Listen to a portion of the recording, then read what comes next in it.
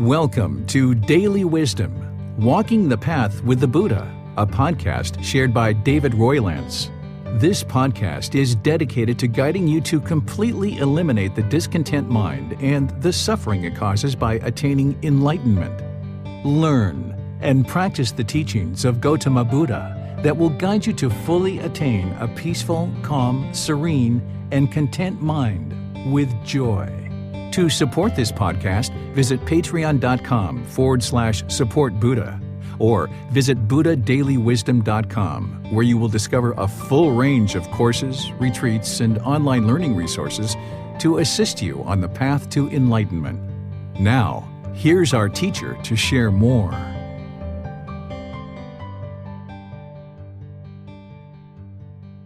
Sawadee-kap. Hello and welcome to Daily Wisdom, Walking the Path with the Buddha. Today is our group learning program. Each Sunday at 9 a.m. and 9 p.m. Thai time, I share the teachings of the Buddha using this book as our guide, Developing a Life Practice, The Path That Leads to Enlightenment, Volume 1. It's part of the Words of the Buddha book series, and today we're in Chapter 6, which is titled The Middle Way, Walking the Middle Way. We've been teaching now for over 2 months, helping you to start to build up your practice of the path to enlightenment to help you move the mind to this enlightened mental state where you can eliminate the pollutions of mind and start experiencing the peace and joy of the enlightened mind. Well, we've studied pretty deeply over the last couple of months, and now we're going to be studying something that is actually very simple for me to teach it to you. It'll probably take me all of about 5 or 10 minutes to teach it to you, and then I'll share a few examples to be able to help you understand it. Because this teaching, while it's very simple in delivering it and sharing it with you, it's very profound and very powerful when you start implementing it into your life. So I'd like to welcome all of you, whether you're joining by Facebook, YouTube, or Zoom, whether you've been joining regularly or this is your first time, or even if you're watching this on the replay, I'd like to welcome all of you to today's class.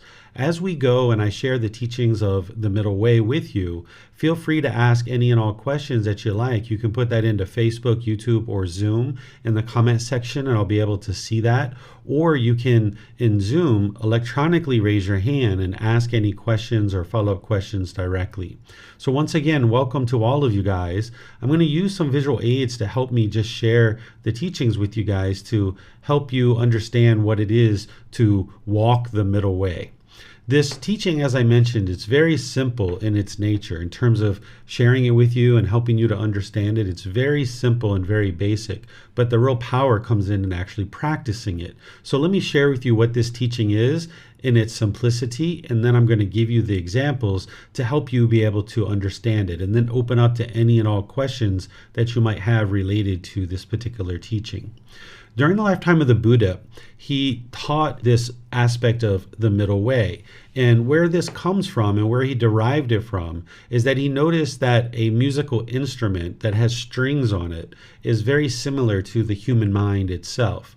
That a stringed instrument like this lute or sitar or maybe a guitar nowadays, a stringed instrument, if the string is really tight and you pluck the string, if it's too tight, then the musical instrument doesn't play the way that it was intended to play. It doesn't play beautiful music. But also, if the string is too loose and you pluck it, it doesn't play beautiful music. It doesn't play the way the instrument is intended to play. So therefore, it doesn't play beautiful music. And the Buddha observed that the human mind was the same way, that when you hold on to things really tightly with craving, desire, attachment, that the mind doesn't perform optimally. But also, if you were too loose or indifferent or dull or lethargic with things, the mind doesn't perform optimally there either. It's only when you fine-tune the mind and you bring it to the middle that it performs optimally, and you can experience the peace, the calm, the serenity, the contentedness and joy that is the enlightened mind. You'll no longer experience the sadness, anger, frustration, irritation, annoyance, guilt, shame, fear, boredom, loneliness, shyness, resentment, jealousy, stress, anxiety. Even the slightest displeasure is eliminated from the enlightened mind. There's focus, concentration, clarity of mind, and deep memory. your personal and professional relationships will blossom. And you'll notice that you're not even in a bad mood anymore. You're always in a good mood. And this is because you fine-tune the mind. You've trained the mind to come to the middle. You've uprooted all these pollutions out of the mind, which are called the 10 fetters that the Buddha teaches, or sometimes we refer to them as pollutions or defilements or taints. And it's the Eightfold Path, which is the core central teaching of the Buddha, that guides you in how to eliminate those pollutions. And as you're training your mind on this Eightfold Path, you're bringing the mind more and more to the middle, where it's not craving, it's not longing and yearning and chasing after the objects of its affection, but also you're not indifferent and just kind of lackluster and lazy and lethargic either, because on either side of that, you're not going to feel peaceful and joyful. The mind is not performing optimally. But when you get these pollutions out of the mind and you can fine-tune the mind and dial the mind in to the middle, you can experience the peace and the joy. That Eightfold Path that I taught last week, those are the 8 individual factors that you're dialing in closer and closer. The Buddha says very clearly in his teachings that the Eightfold Path is the middle way, that when you learn it, when you reflect on it to independently verify it, and you practice it, this is what's going to guide you to enlightenment. And this middle way is something that you not only practice in terms of the Eightfold Path, but you can apply this teaching to many different aspects of your life. So let me help you understand some different examples of how you can apply this teaching of not holding things real tight and chasing after things, but also not being dull and lethargic or lackluster either, because there where the mind's complacent, you're not going to feel peaceful and content there. So let me help you understand this. So let's just say you have a certain job that you're looking to obtain, that you've been working on developing your skills, and now you would like to apply for a particular job, and you found some different opportunities. Well, if you chased and chased and chased a career, if you were really pushing your nose to the grindstone to get all kinds of training, to refine your resume, you're just chasing it, updating your CV obsessively, applying to all kinds of jobs and just tossing your CV out there, just chasing, wanting more money. Maybe you started in your career at a certain salary and now you just want more and more and more and more and more. Well, if you chase your career in that way, you're not going to feel peaceful and joyful and content, because you're chasing and chasing and chasing, and your mind can only be having those pleasant feelings of happiness and excitement if you get what you want. But if you don't get what you want, your mind will end up in the painful feelings like sadness, anger, frustration, and others. So if you just chase your career, your mind is not in the middle. But also, if you were over here on the other side where you were indifferent, you didn't really care less about how you grew and how you developed, you didn't really pay attention to certain skills or abilities that you're trying to cultivate, you weren't really conscious about the type of positions that you applied for and that you actually obtained, if you were just indifferent about your career, that isn't going to help you either, because you're not going to be able to provide for your basic necessities like food, water, clothing, shelter, and medical care. So chasing after more wealth and chasing a career, the mind's not going to be peaceful there. But being indifferent and really not paying attention to a career and trying to develop your skills and abilities, your mind in your life isn't going to be peaceful and joyful there either. So coming to the middle would be to gradually work towards continuous improvement in your skills and in your abilities, and gradually work towards developing your career, being conscious about how you're updating your CV or your resume, looking at very intentional applying to specific jobs, doing a very good solid job in interviews, doing some follow-up phone calls or letters or emails in order to communicate with the company. This is an individual that's consciously moving forward and making wise decisions about their career. And if you just gradually work towards a certain goal, objective, or interest in this way, the mind can be peaceful. The mind can be joyful. It almost feels like the mind is taking a breath of fresh air when the mind is in the middle. Because when you're chasing, no matter what it is, whether it's a career or anything else, you're going to get exhausted. You'll get to the end of your day and you can feel completely exhausted and even burned out. And then if you're really lackluster and indifferent and kind of lethargic about pursuing certain goals or objectives, you're not going to feel like you have enthusiasm or motivation or encouragement in your life. So it's only when you're pursuing something like a career in the middle way that you're going to feel comfortable and content and joyful and feel like your life is well balanced. You can apply this not only to a career, but you can apply this to your family life too. If you had craving, desire, attachment, longing, yearning to spend time with your family, your friends, your coworkers, and you were just having an excessive amount of time where you were spending time doing personal things with your friends, family, and other people, you have your life kind of maxed out in personal things. But also, if you spent time alone all the time and you were just kind of on your own all the time, this wouldn't be wise either, because you're not having interaction and social involvement with other people. So on either side, if you're excessively chasing after spending an exorbitant amount of time with lots of people, or if you're on the other side where you're just alone all the time, this isn't the middle way. You're not going to feel content and joyful and peaceful in either one of those situations. So you need to find this middle way where sometimes you spend time with your relatives or your family or your friends or other people that you enjoy spending time with. And then other times you spend time alone and having some relaxed time and maybe going out to the movies by yourself, or going to dinner by yourself, or going to the mall or to a park, or on holiday or vacation or something like this, where you can fall in love with yourself and you can have this love and this genuine interest in this being who you are now, being well. So if you lived on either side of this, where you are excessively spending a lot of time with people, and that's what you did a significant amount of time throughout your day, your week, your month, you're not spending time alone to kind of look at your own mind, understand your thoughts, and kind of process what's going on around you. But if you spent an exorbitant amount of time by yourself, kind of alone in a cave for multiple years, that's not going to go well for you either, because you're not socializing and you're not practicing things like right intention, right speech, right action, and the other teachings on the Eightfold Path. So finding this middle where your life is well balanced in terms of things like your social life is really wise. And we could apply this to any number of different things. Maybe perhaps as part of our question period, you might have certain examples that you're trying to figure out where the middle is for yourself. And you might have questions that you're asking me to help you find this middle. But let me use this other example of some things that you're going to need to pursue in the middle way. Even this path to enlightenment and how to actually get to enlightenment, you're going to need to do it from the middle way. Because if you chase and chase and chase and chase and chase enlightenment, you're craving that peacefulness, you're craving that joy that you hear me talk about with the enlightened mental state.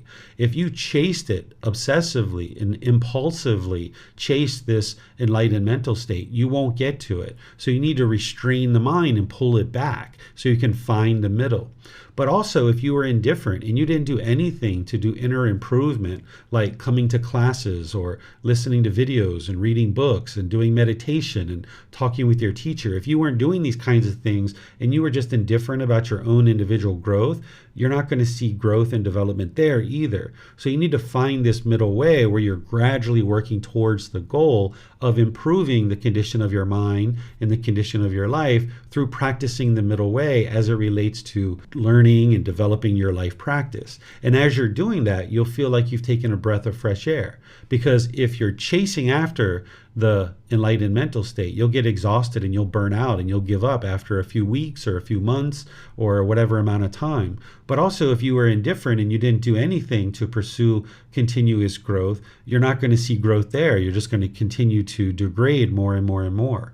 And as part of this middle way and pursuing the path to enlightenment, you learn things like practicing generosity, for example. This is something else that you need to practice from the middle way.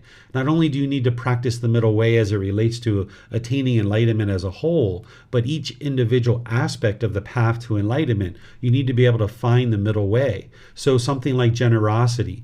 you've learned over time, and you'll see me teach when we get to chapter 10, that generosity is an important aspect of your practice, because you need to train the mind to let go, where you don't have craving, desire, attachment, because the mind can be very selfish and hold on to things very tightly.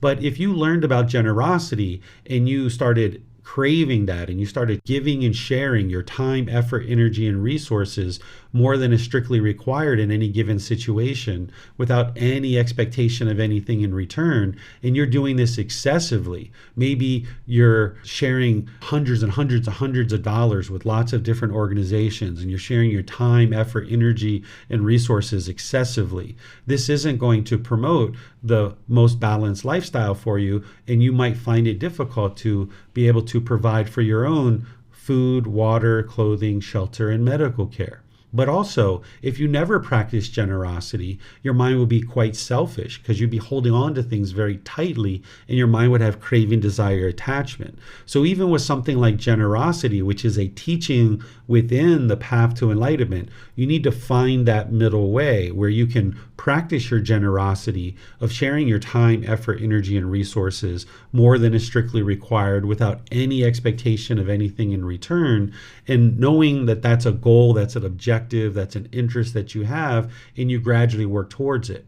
And then as you're working towards that, and you find the middle way with something like generosity, you need to be attentive with your mindfulness, because as you find the middle with your generosity, and maybe you found the middle for right now, things can actually change in your life. So let's just say somebody was quite well off, and maybe they're quite wealthy, and maybe they're sharing maybe $200, $300, $400, $500 a month with different organizations, and maybe they're sharing 10 hours a month of their time.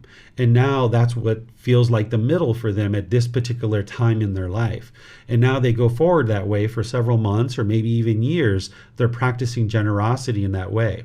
But now, as life goes on and they start being affected by impermanence, and they start experiencing impermanence, maybe their parents get sick and get ill, and they need extra care. And it requires a certain amount of time, effort, energy, and resources to care for someone's parents. Or maybe their children are moving into a certain situation with their college or university or other needs that they have, and maybe an individual needs to throttle back their generosity in sharing with so many other people, and now maybe this $500 a month and this 10 hours a month isn't really the middle way for them anymore. You need to pay attention to that with your mindfulness, and now you need to kind of ebb and flow and kind of make adjustments based on impermanence. So while we talk about this middle way and it's this middle path, it's not actually a path that goes from point A directly to point B.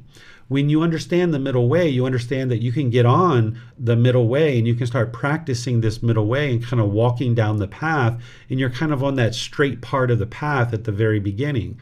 But then as you're affected by impermanence and various things are happening in your life, you need to be able to kind of ebb and flow with this impermanence and making your way to the mountain, but understand that this path kind of veers and shifts as you're making your way towards the mountain. That it's not going to be figure out what your time is with your family now and then lock into that for the rest of your life, or find out how you're going to develop your career now and then lock into that for the rest of your life, or find out how you can practice generosity now and lock into that for the rest of your life.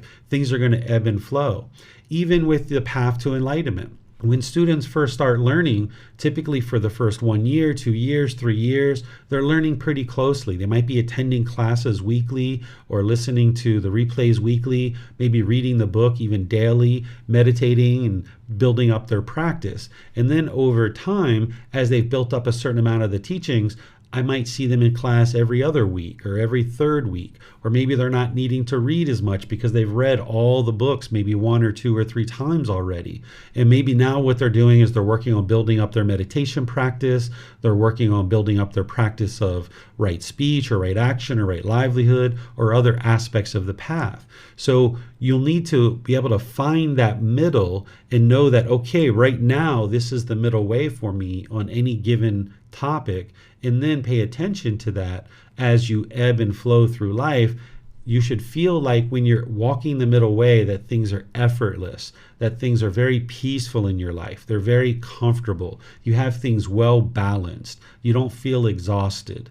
For an enlightened being, at the end of their day, they're not exhausted. At any point during their day, they're not exhausted.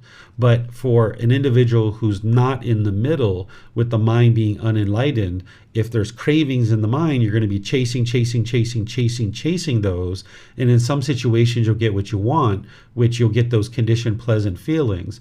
But in some situations, you won't get what you want, and you'll get those painful feelings of sadness, anger, frustration, and others. And the mind throughout the day is going up and down and up and down, and you can get to the end of your day and feel completely exhausted, like you have bricks on your feet or your ankles, or you have bricks on your shoulders, and you come home and you just plop down and you're completely exhausted. And you might even burn out in various areas, whether it's spending time with your friends or your career or some hobby that you were pursuing. You might get to the point where you just feel completely exhausted and burnt out. But that's not how an enlightened being functions. And in order for you to get to enlightenment, you're going to need to function more and more through the mind as an enlightened being, where you can understand this balance and find this middle way where things can be effortless. And now when you get on that path and you're noticing that you have your finances taken care of, you have your personal life and your social life taken care of, you're working on the path to enlightenment and developing your meditation practice and all these other teachings, you should feel this peace and this joy in the mind because you've got things well balanced. And now you can just walk forward in that way. And then you pay attention to what you're doing. And if at any point any of these areas start to feel like you're not in the middle, you just make small adjustments and small tweaks in order to bring a particular aspect of your life to the middle. So when the Buddha teaches about the middle way, he specifically refers to the Eightfold Path, which is what I taught last week, where you're learning right view, right intention, right speech, right action, right livelihood, right effort, right mindfulness, and right concentration. And each one of these factors or each one of these steps are like little dials that you're dialing in closer and closer in your practice, and you're getting a better and better quality mind. This is organized in these three categories of wisdom, moral conduct, and mental discipline. And as you dial this in closer and closer, you'll feel this middle way. When you first start practicing these teachings, something like right speech, for example, it can be a real struggle. It can feel quite difficult because your mind isn't used to this natural law of karma and practicing it with the wise decisions that the Buddha shares with you about things like right speech. So you might find it really challenging to dial in right speech in certain relationships that you have. In other relationships, it might be quite easy. But as you develop your life practice more and more, you'll notice that right speech becomes easier and easier with everybody in your life, because not only are you practicing right speech, but you're practicing the meditation and all the other teachings that are part of the mental discipline. So when you're bringing down your cravings, desires, attachments, you're no longer chasing after the objects of your affection, and you're bringing up this energy and this motivation and this initiative to actually practice something like right speech. By the time you dial this in really closely, you should be able to practice right speech effortlessly. But of course, that's going to take months and maybe even years for you to be able to fully develop that. So you take your time and you gradually work towards the goal, realizing that if you have craving, desire, attachment in your mind and you're chasing after things, and you start restraining the mind and pulling that back, the mind just doesn't go right to the middle. It's not like you're going to let go of your craving and your clinging and go right to the middle the first time you try to do that. Oftentimes what the mind does when you're letting go of craving, desire, attachment is it overshoots the middle and it swings like a pendulum over here to being kind of indifferent or lethargic or lackluster or dull. And then when you notice that the mind is over there, that's not the middle. So you start arising a bit of energy and motivation and initiative and enthusiasm. And now you start bringing the mind back over here. And you might overshoot the middle again. And you might start noticing that the mind goes into a little bit of craving. Not as much as you had before, but maybe it overshoots the middle a bit. And now you start letting that go. And now you kind of overshoot the middle again. And you go a little bit over to this dullness and lethargic condition, but not as much as you had before. So as a pendulum kind of swings back and forth, and then eventually it gets into the middle and it hits that middle, that's essentially what the mind's going to be doing with each one of these areas, whether it's your finances, your social life, or any other aspect of your life, including your journey to enlightenment. When you first learned about enlightenment, you might have shot out of the gate and started reading, starting at 10 classes, maybe a lot. Maybe you tried to hurry up and build up your meditation practice perhaps. And you did that for a period of time and then you realize, this doesn't work. And now maybe you kind of slacked off of that and you might have went over to a little bit of indifference or a little bit of lethargic condition or dullness where you didn't really practice meditation or read at all. And now maybe you're starting to come back into attending classes again and maybe doing some meditation again. So your mind has to kind of swing like this pendulum until it finds the middle. And when you do, you'll notice the peacefulness and the joy. It's almost like the mind is taking a breath of fresh air. So this is what I have to share with you guys on this particular topic. As I shared, it's very straightforward for me to be able to teach it to you. It's very short, it's very simple, but it's the power of implementing it in your life that you're going to see the real profoundness of this teaching of walking the middle way.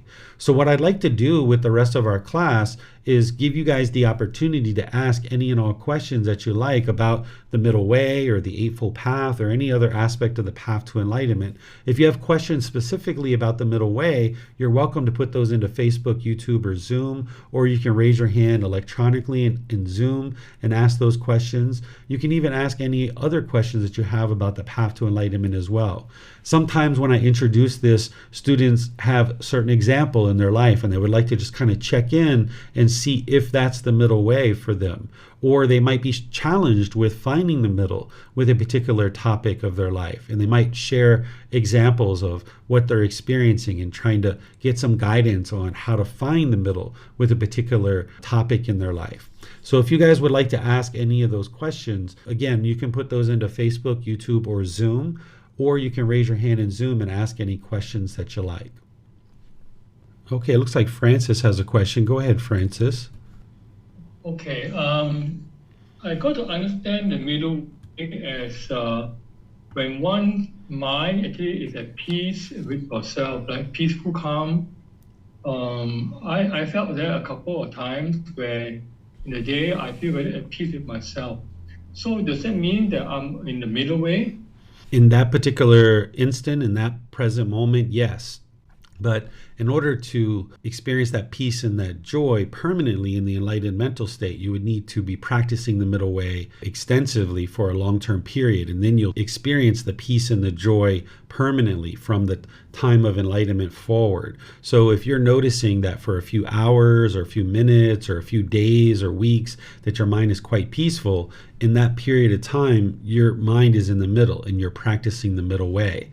But then if something pops up and your mind becomes discontent in that situation, your mind's not yet in the middle. And that's what you'd like to refine it and bring it to the middle in that particular situation. So now you can get these longer and longer periods of time where there is peacefulness and joy in the mind. Actually, I don't know how I got into that state. Sometimes it just happened that a couple of days in a row that I feel so at peace with myself, where things doesn't get me agitated and all that. I just see it the way it is. And like you said, I just cut it off and let it go. And I go back to my so-called my own breathing. Although I'm not meditating, but I tell myself, okay, just breathe normal, in and out and all that.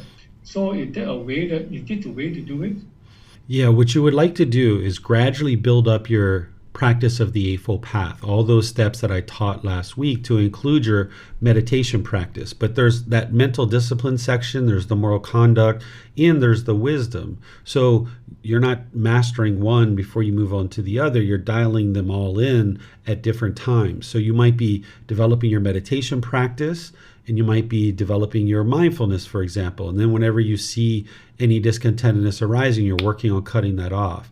All the while, you might be working on your moral conduct of developing your right speech, right action, and right livelihood.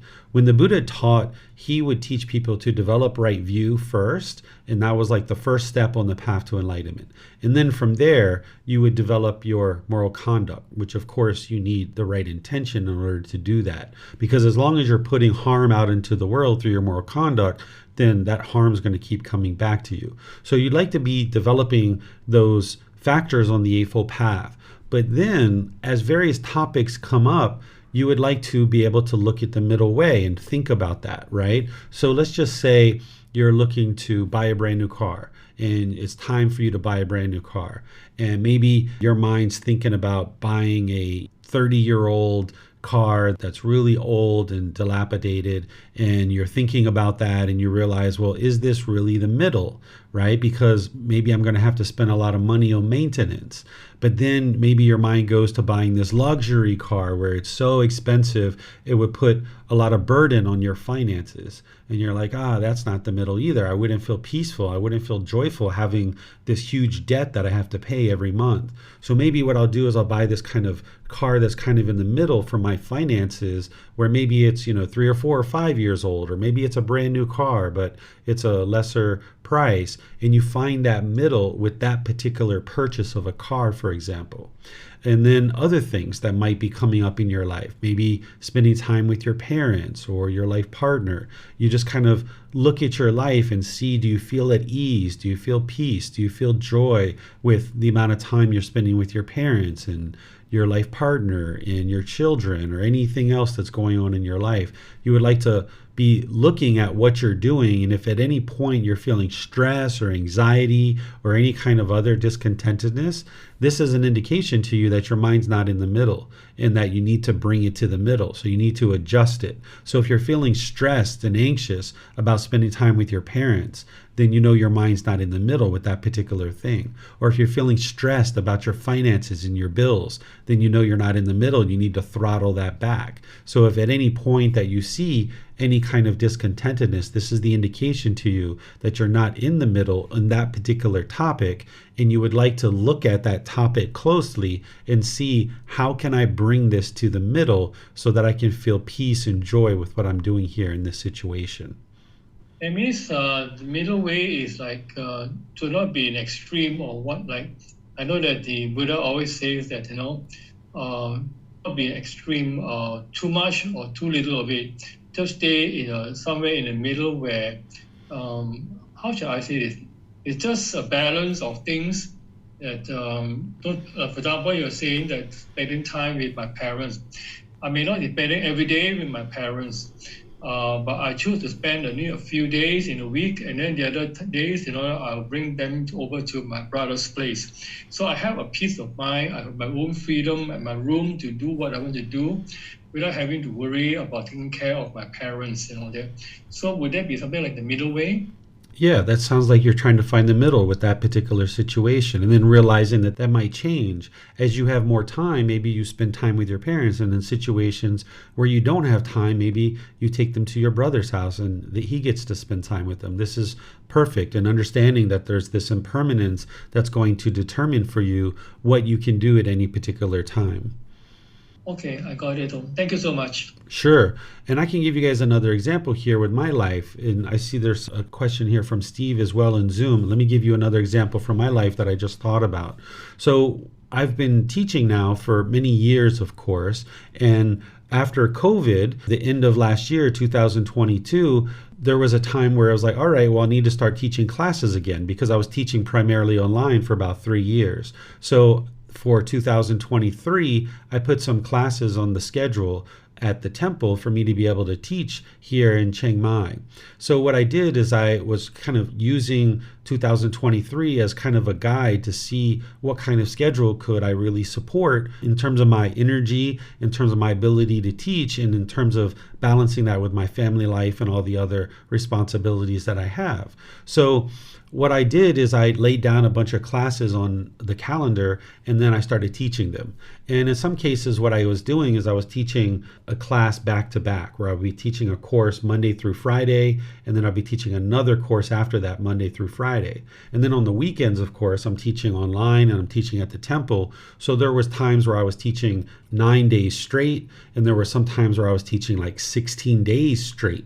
And I was doing this throughout the year, and it was just fine. But then what I noticed is towards the middle of this year, I noticed that the ones where I was teaching 16 days straight, at the end of that, I would need a whole lot of sleep for like 2 or 3 days where I was feeling a little bit sleepy in the mind. So what I did is I adjusted the schedule so that now I'm not teaching those 16 days straight anymore. I used to do this when I was in America, but I was a lot younger back then. So now I've got my schedule organized for the rest of this year and all of next year, where there's no time that I'm teaching more than 9 days straight, because that is just fine for me to teach kind of a Saturday, Sunday, then a Monday through Friday, and then another Saturday and Sunday, and then there's a break there. And the way that I teach my classes, like Monday through Friday, it's 9 a.m. to 12, and then there's an hour and a half lunch break, and then I finish at 3 p.m. and I have the whole rest of the day to myself. And then the same thing on the weekends. I teach at the temple from 9 a.m. to about 11 a.m. and then I have the whole day to spend with family or students if they need help, and then I start teaching again at 9 p.m. and then I teach until whenever class is over. So I've got my life balance where I'm doing a little bit of work in the morning, I've got the day to spend time with family or what have you, and then I do some work in the evening as well. And then throughout the week, when I'm not teaching, I have student appointments, and I have 2 appointments in the morning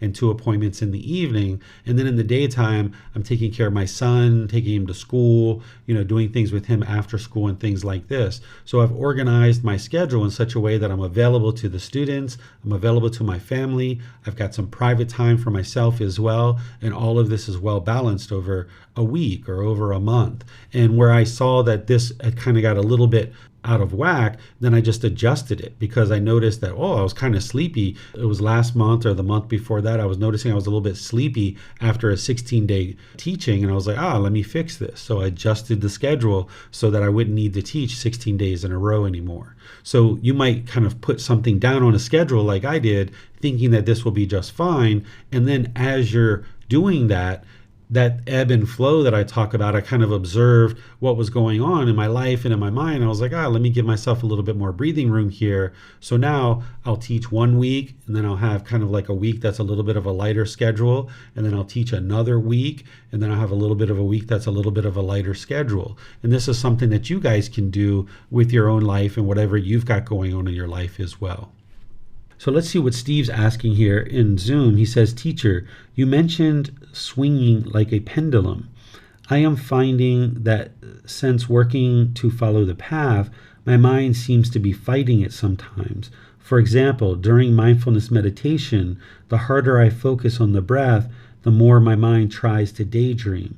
On balance, I feel that I am making great progress with my practice, but these pendulum type swings are pretty aggressive.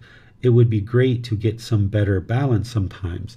Yeah, so there you can see that when you're trying to force it, that's the craving, desire, attachment. That's the forcing. That's when you're on one side, right? And now as you let that go, the mind swings back to the other side. So that mindfulness that you're building to be able to see that swinging is actually really good.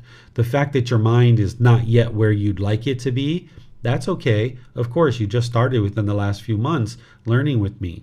So the fact that you can actually see that swinging, then you know that what I'm sharing with you is the truth, because you've learned it, because I just taught it to you, and then you reflected on it based on your own direct experience. And now what you need to do is start practicing more and more, where you're not forcing your meditation, but instead you're easing the mind into meditation. You're gradually bringing the mind to the breath and not trying to force it. But then also, if you notice the mind swinging to the other side where it's dull or lethargic, you'd like to bring it back and bring it more to the middle. This fine-tuning of the mind, it happens consistently for a long-term period. For years, you're going to be doing this. It's not going to be just a couple of weeks or a couple of months and boom, you get to the middle. So the fact that you're able to see this swinging and you're able to potentially start tweaking it now through your practice, that's what you would like to be able to do. So you're not going to be able to master this today, tomorrow, or next week, but this teaching you can gradually apply over the coming weeks and months and even years to then be able to find the middle more and more with each individual topic that you're faced with. And here it sounds like the meditation is what you're focusing on right now. All right, you're welcome, Steve. Let me see if you guys have any other questions here. I'm not seeing any other questions, so perhaps you guys must be understanding this to a certain degree.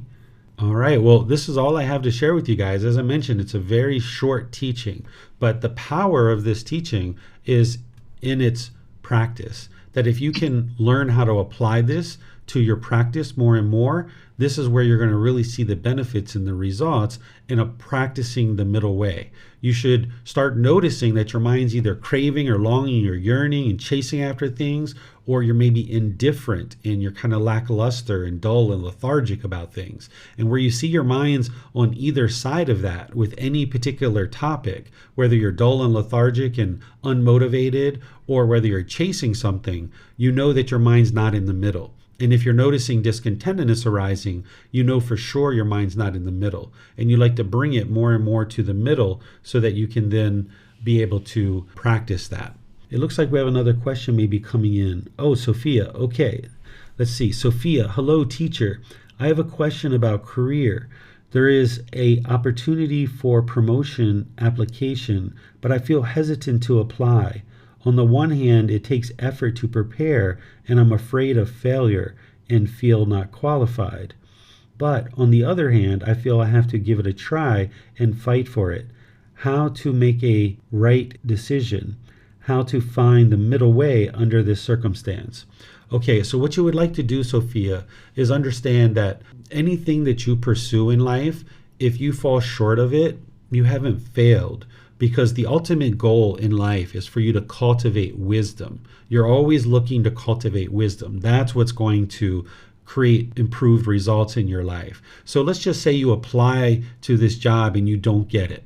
Well, you've learned something along the way. So in that respect, you haven't failed anything at all. You might not have got the ultimate thing that you maybe were working towards, but you at least acquired wisdom. That's what you're looking for. So updating your resume, updating your CV, applying, going into interview, talking to the managers and the bosses, seeing how to progress in this career, getting feedback. If you don't get the job, getting feedback on how you could apply and improve your application for the future. This is all wisdom that you will acquire. Whereas if you don't apply, you're not going to get that wisdom to either apply at this company or some other company. So I would encourage you to do these kinds of things, because as you apply, you're going to cultivate wisdom. Also, don't think about it as you're fighting for something. You never want to get in the situation where you're fighting, because there the mind is actually forcing it, right? You would like to gradually work towards it. You would like to look at the requirements of the job, maybe talk to somebody who's actually doing the job now, maybe talk to the hiring managers and see if you can get some insight on what's required and the skills that are required for the job. And then if you don't have those skills, look to get those skills and work towards the goal. Don't fight for it, because fighting isn't going to produce anything beneficially, but instead just work towards it. Oftentimes the mind is afraid of failure, because if you're chasing something with craving and you get it, you're going to feel all these pleasant feelings. But if you're chasing after this new job and you don't get it, you're going to get these painful feelings of sadness, anger, and others. But that's because you're used to doing things with craving. What you would like to do is learn how to progress towards a new job and a new promotion as a goal, objective, or interest. So that if you get it, all right, wonderful, I got it because I worked hard for this and I did all my research, I updated my resume, I have all these skills and abilities, and now I acquired the goal, objective, or interest that I was working towards. But if you work towards it as a goal, objective, or interest and you don't get the new promotion, then look at it like, okay, this was a learning opportunity. This was an opportunity for me to grow my wisdom. You haven't failed. So therefore, if you don't set your expectation or your wants or your longing and yearning that you've got to have this job and it's the best thing in the world and I can only feel happy if I get this job, that's the craving. You're not interested in that, because if you don't get the job, you're going to end up in the painful feelings. So if you're going to walk forward and apply for this job, then do it with a goal, objective, or interest to acquire wisdom. And whatever you do, whether you actually acquire the job or you don't, you've acquired wisdom, so therefore you've won in this situation. And now you can be at ease and you can be peaceful and joyful whether you get the job or you don't. Because if you don't get the job, it's not the end of the world. You have gained some wisdom and you learn from something, and now you'll use that wisdom in the future to be able to apply it to some future opportunity. And that's what you should keep your mind focused on, is gaining wisdom along the journey. Okay, it looks like Francis, you have another question as well. You're welcome, Sophia. Pleased to help you. Okay, this again about the middle way. I think I remember you taught in the previous classes about, being in seclusion and silence versus the time you go out with friends and go out to the world. You said don't stay at home all the time. You were saying that Buddha didn't stay in the cave, he also went out to the community and all that. So my thinking is that I subscribe to the idea of being in silence and in solitude, meditating, spending time alone myself to meditate and to read the books and all that. And also sometimes I go out with friends, my best buddies and all that, for some drinks and all that. So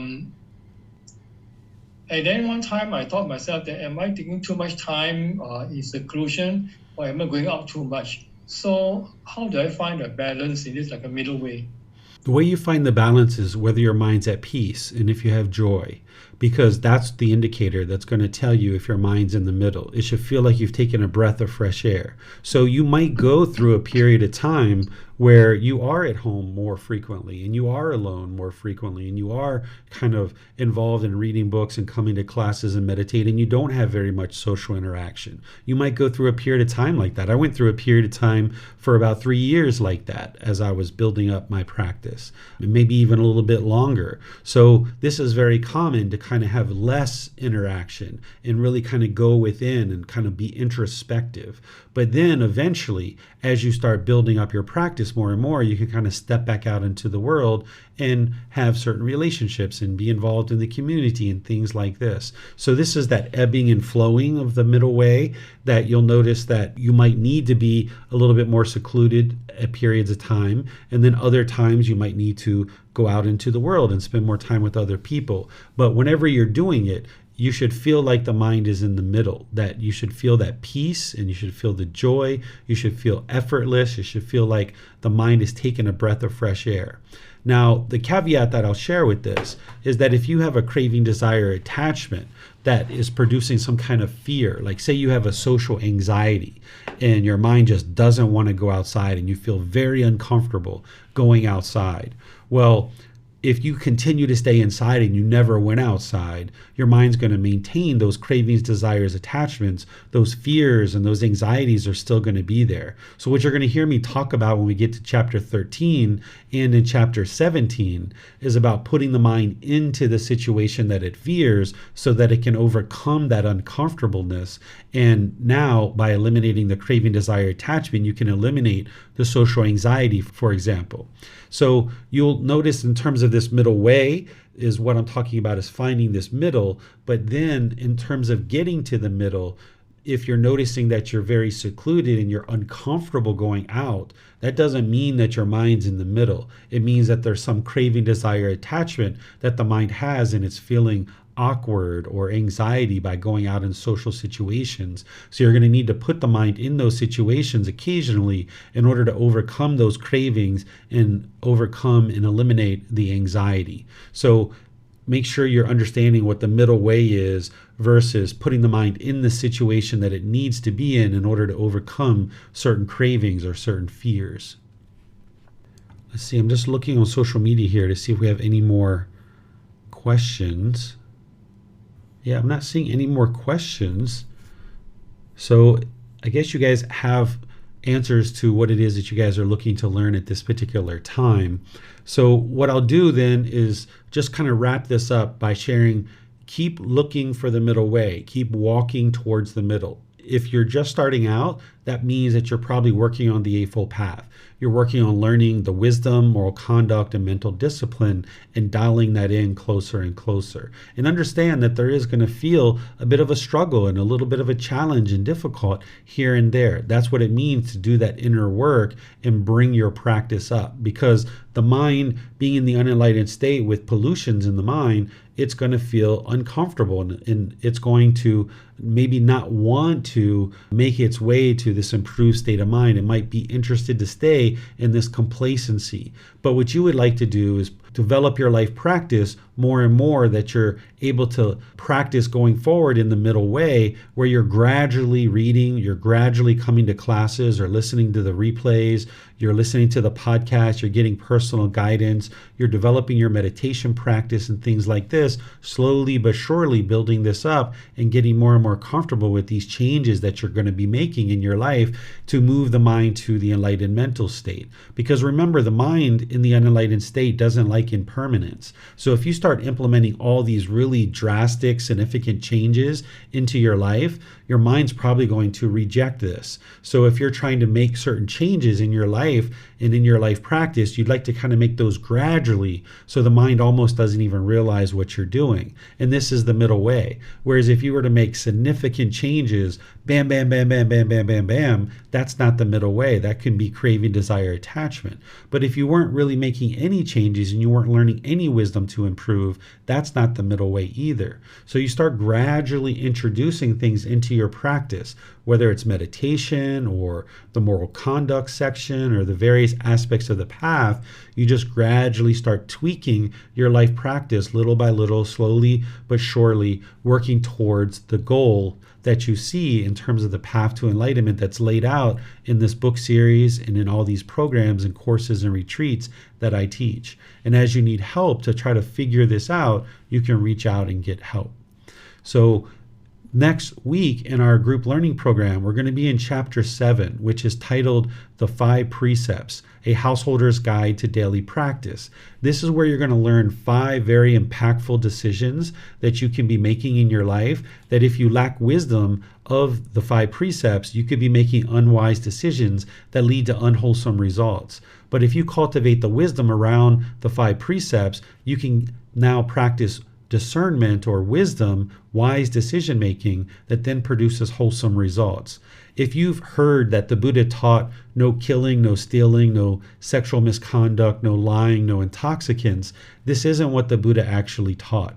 That sounds like a bunch of rules. It sounds like commandments. It sounds like black and white. The Buddha didn't speak that way. He didn't create rules or commandments. He wasn't trying to force you to do anything particular.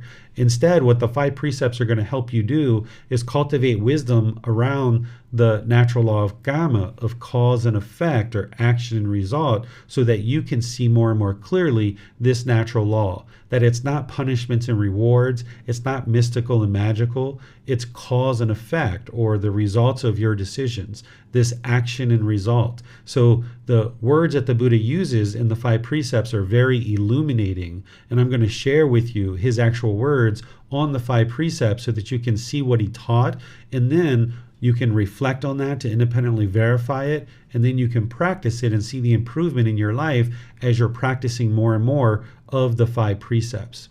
And then on Wednesday, I'm going to be in part 3 of our 4-part series on Buddhist chanting. So I'm going to be teaching students Buddhist chanting, and you guys are welcome to attend live, either 9 a.m. or 9 p.m., or you're welcome to listen to the replay of the Buddhist chanting, or even next Sunday's class on chapter 7.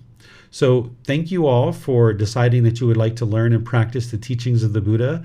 Thank you for your questions and your participation in the class. As you need help, remember you can ask questions in class. You can post your questions in the online community in Facebook. You can send me private messages, and you can schedule personal guidance sessions. And all of this is offered to you at no cost. All the books, all the classes, and everything is available to you.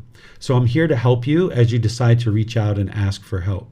So thank you all for joining. I'll see you guys in one of these future classes. Have a very lovely and wonderful rest of your day. Sawadee krap. Thank you for listening to this podcast. To provide support for this podcast, visit patreon.com/support Buddha. To access more teachings, visit buddhadailywisdom.com. There, you will discover a full range of courses, retreats, and online resources to assist you on the path to enlightenment. Remember to establish a daily, consistent meditation practice, along with learning and practicing these teachings. A well-developed meditation practice is the foundation in which to train the mind to attain enlightenment.